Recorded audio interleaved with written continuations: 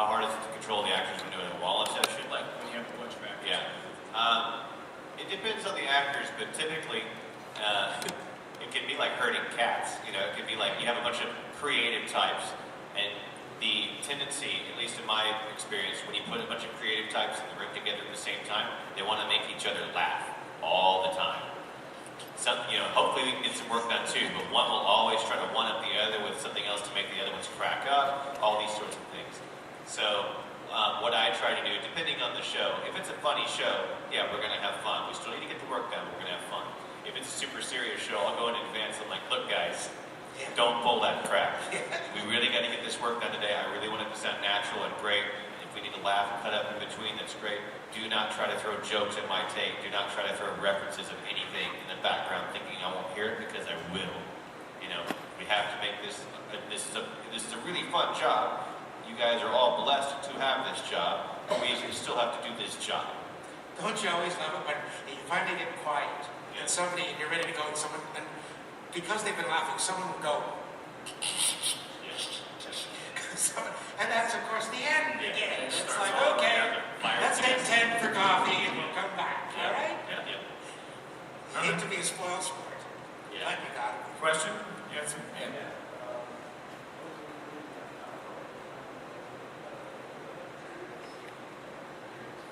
How far ahead of time we get the materials?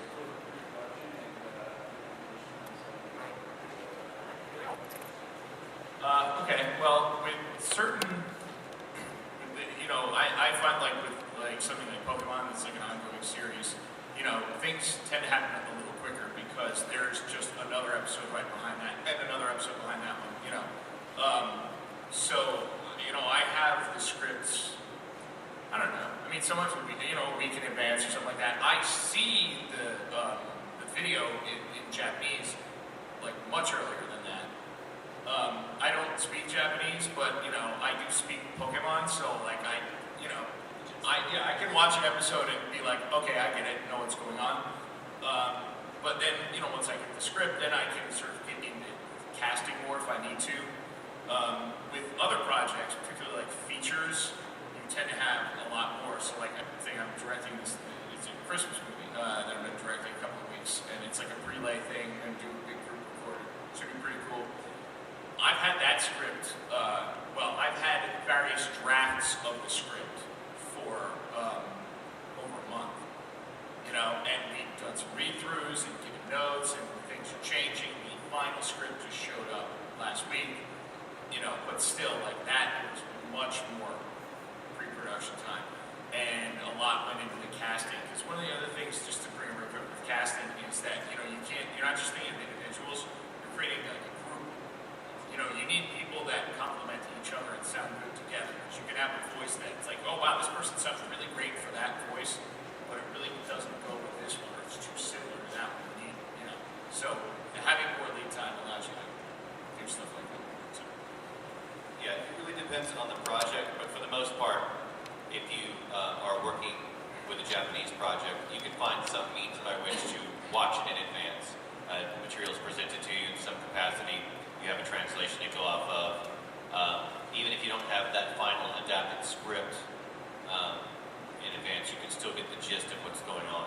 I have worked on things where I'll come in Monday and the script arrives at like 10:05 Monday, and I was supposed to start at 10. Yeah. So there's not really time to look over to make sure that it's okay. I'm going to make sure that it's okay by recording it, and if I see a problem, I start flagging it and start changing it. And if it's a big problem, then I send it back to the kitchen and say, this sucks, and you need to try harder, and I'm going to cancel all these sessions, and you just cost everyone a lot of money.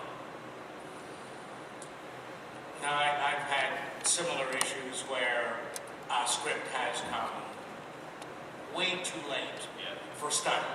Way too late. I'm a color coder, and I go through my scripts with different colors. And I find it very, very difficult to record without differentiating. If I see yellow, if it's a running character, yellow is always Bill, red is always Joe.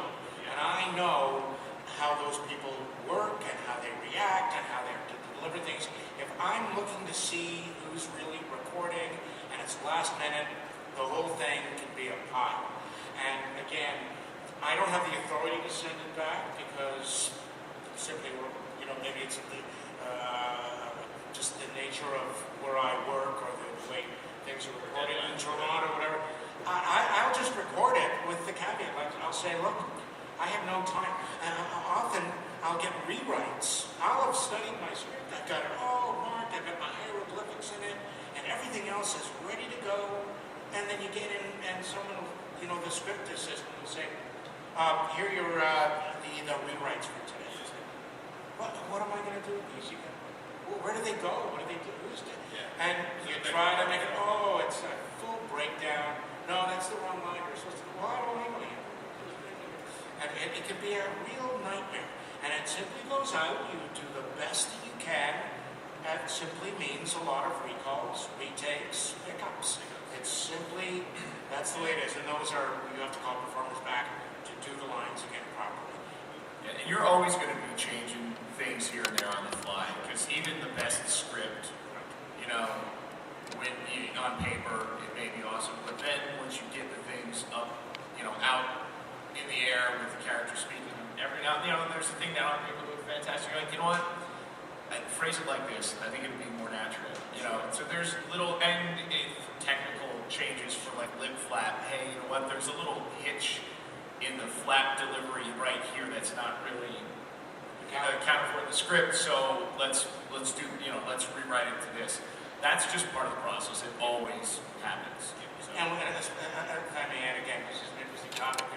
Often, the trend today, especially in original voice and relay, you're getting the trend is to real people. So kids play kids as opposed to you having 40-year-old women play little boys. Now you get kids playing kids almost exclusively, certainly in my arena. Sure. And that's when you really have to adjust copy, because a kid may not necessarily be able to get his head around or her head around a particular phrasing, a particular delivery. And that's when, again, you have to say, okay, how would you say this? Right? It's got to be, of course, in keeping with what the character is, but you've got to give kids a little bit of leeway. They're not 35-year-old performers who can just whiz through just about anything you give them. So, again, you have to stop and say, okay, how would you do this? What word would you use? And again, adjust your script. Those are things that tend to interrupt the flow, but part of the game. Knowing your talent, what they can do, what they're capable of. Sure.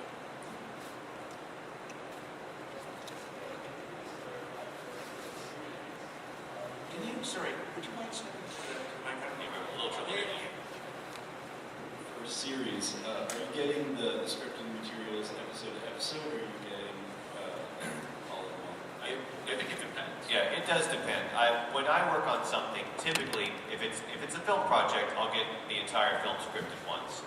If it's a series, depending on how long it is, it'll be broken down into chunks. For a typical anime 2-season series, to me a season of anime is like 11 to 13 episodes. So like one of those 25, 26, 27 episode series, I'll do 5 to 7 episodes a pop. I'll call the cast in, we'll get that much work done, make sure that this section is done, which is also the equivalent of like one Blu-ray disc or one DVD disc or something, and then move into the next chunk.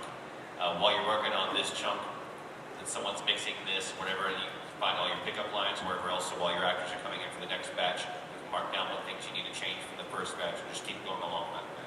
Yeah, it depends, on also something so like Pokemon, that's airing in Japan. So like, as soon as they finish, animating an episode and recording it, they send it to us. So like, I have episodes that won't air in Japan for like a month or two that I've seen, So like, that we get one at a time because they're still making it.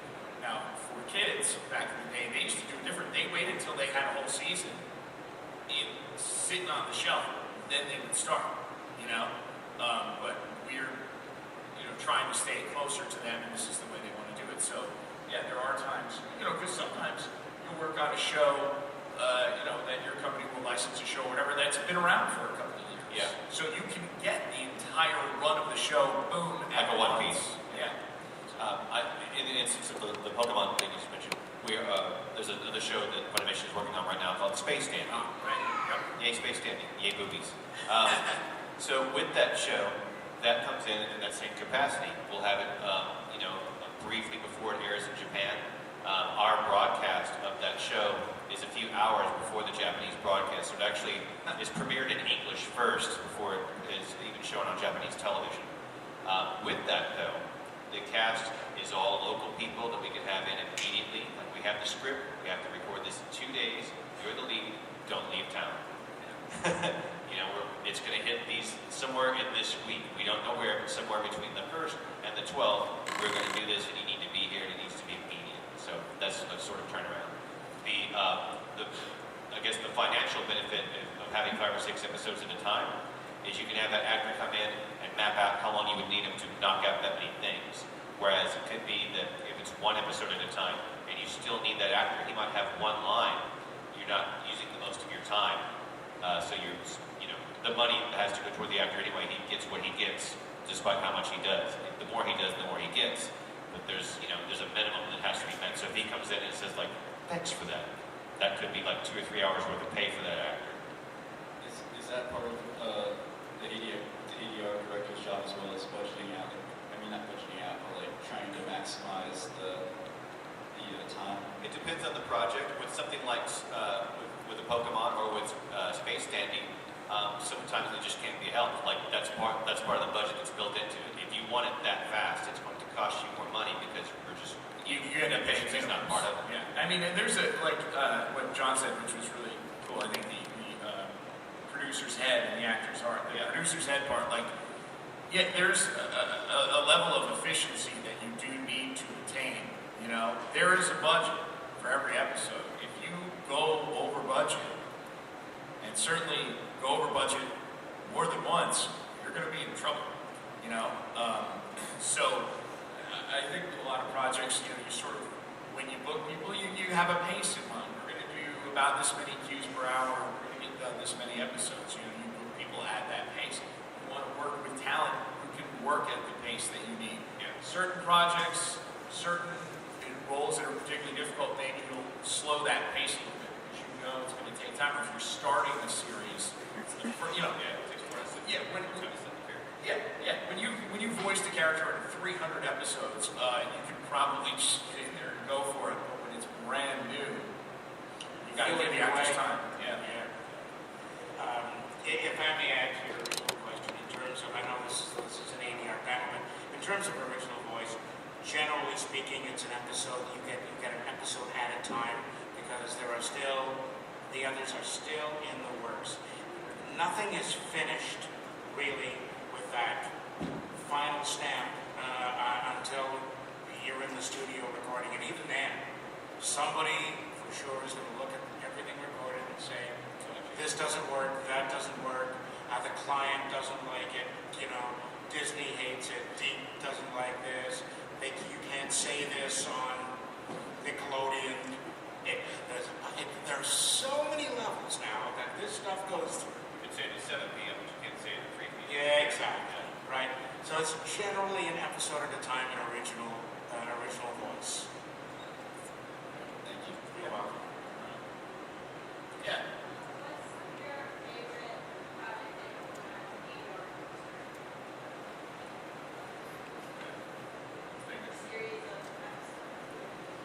Oh, you're thinking. Oh, sorry. Okay. Probably my favorite is the one I'm wearing on the back of my t-shirt right now. Beyblade was the original Beyblade. I don't work on the new one, but the original Beyblade was probably the most fun I have had in an ADR. Partly because it ran 3 years. You love those nice long years. It's not in the Pokemon world, but still, 3 years is a pretty consistent. Yeah, 2 years is nice. 3 is like that bonus year, sort of. Because most things you get 2 years, if it's even half decent. But I was just fortunate enough to have a really fabulous producer, which makes all the difference in the world. Applied no pressure. I had a great young, new cast. Most of these people had done either nothing or very little for the young guys. And the older group, the dads and the uncles and the head of the Beyblade Association, were all older guys of close to my age who were very, very seasoned. It was just that kind of perfect mix. And everything, they're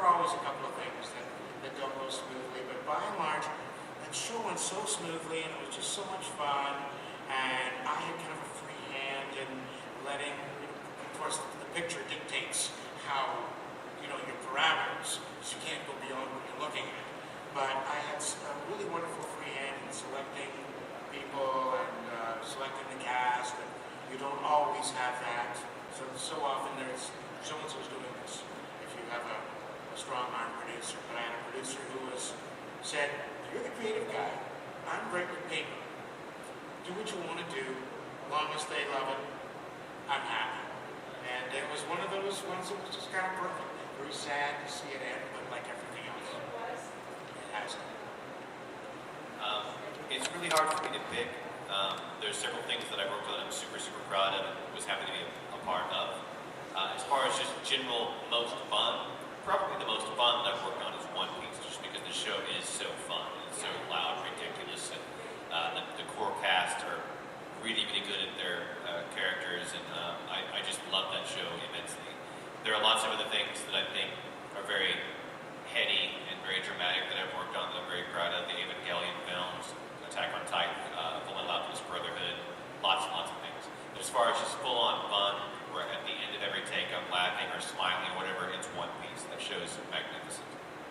I think my favorite things, directing-wise, there's a film that I had voice directed for. It was called The Boy Who Wanted to Be a Bear, and it was it's like a French and Danish production, and the animation is very beautiful. It looks reminiscent of like watercolors or almost like cave paintings. It's very dramatic, and we used children, and they were fantastic.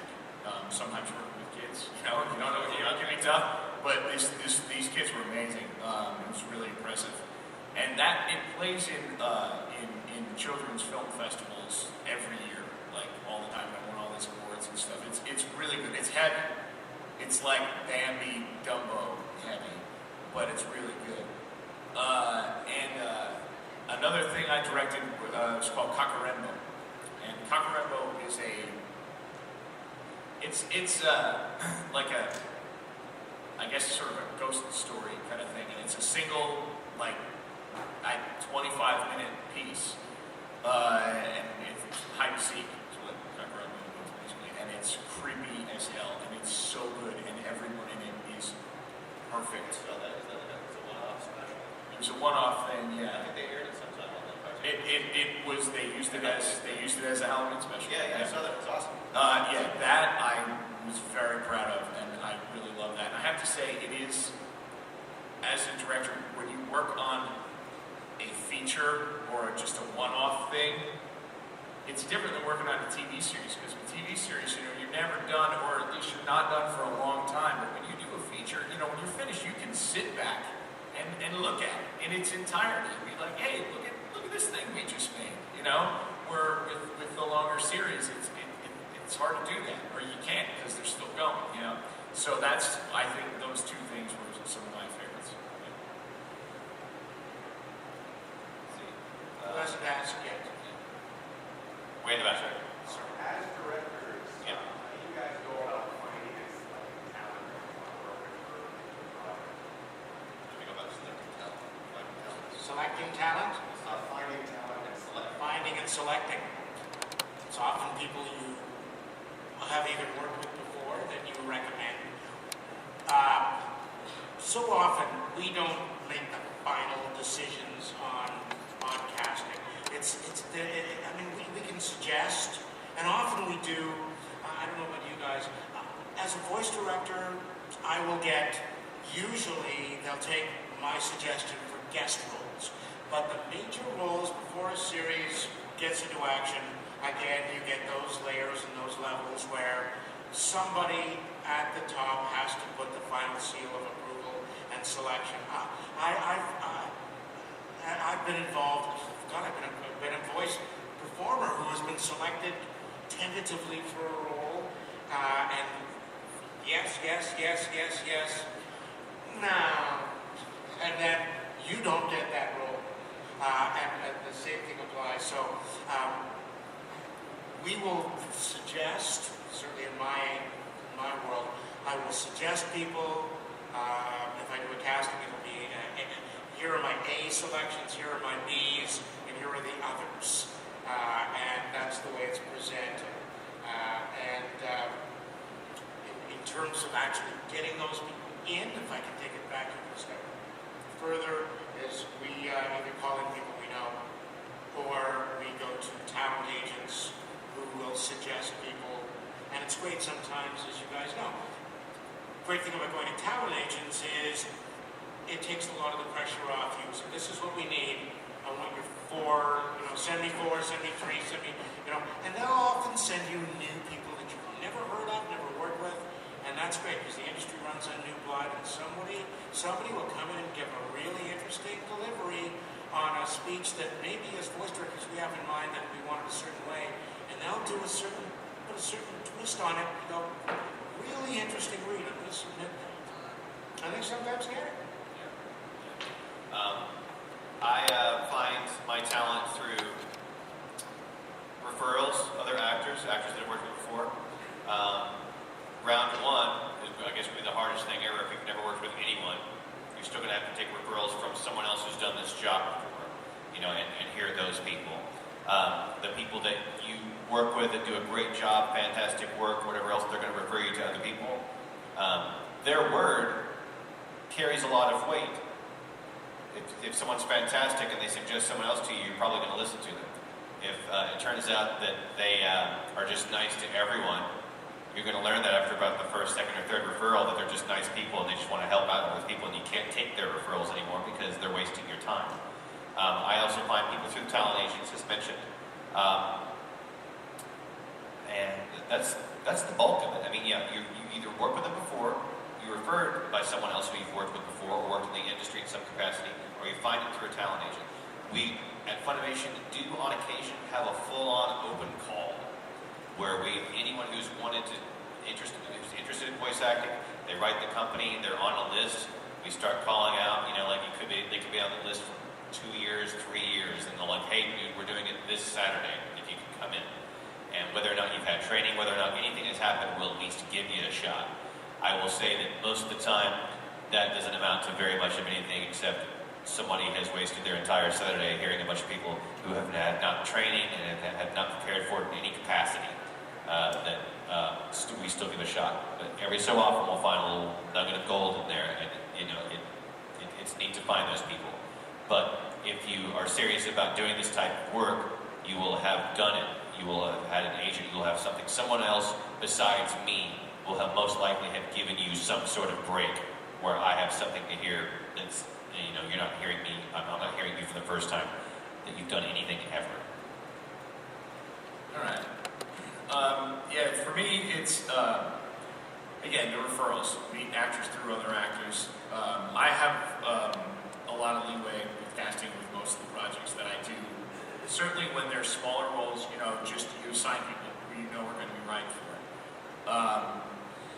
And even, with ongoing series, if it's a character who's maybe the guest character, the lead in a particular episode, but they're not going to be recurring, you just sort of pick somebody. If it's going to be a recurring character, that's generally been, you want to have a casting, other people have their input.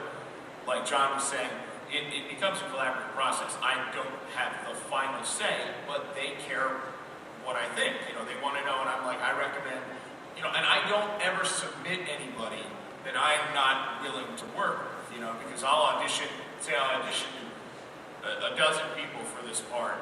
I might submit 8. Those 4 people, they didn't make the cut. But of those 8 people, I'm good to go with any of them, because they could pick any of them. I'm not going to submit somebody and be like, oh God, I hope they don't pick this person.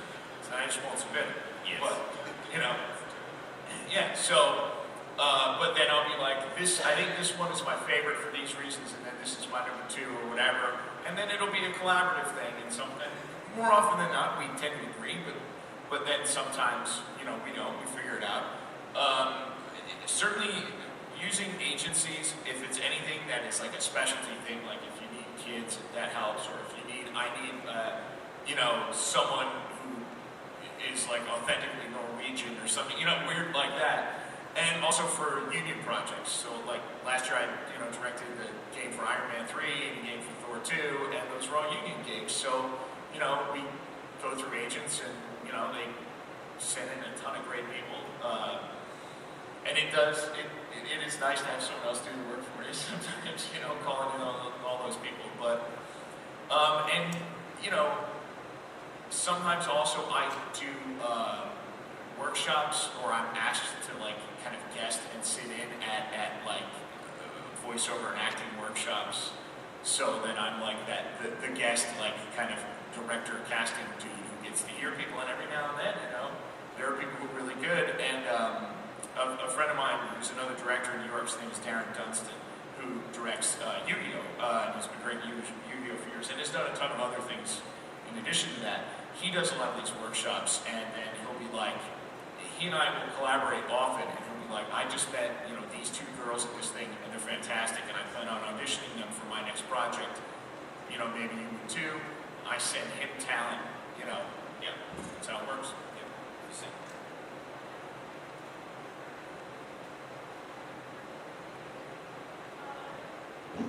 Hi, I was just wondering, do you get a lot more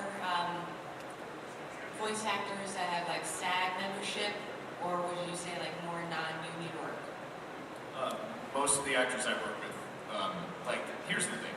A lot of what we do is non-union, and I'm just going to be completely real with you. You got to work, okay? So there's a lot of stuff. Maybe you're not supposed to do things, maybe you aren't. I don't know. I don't care.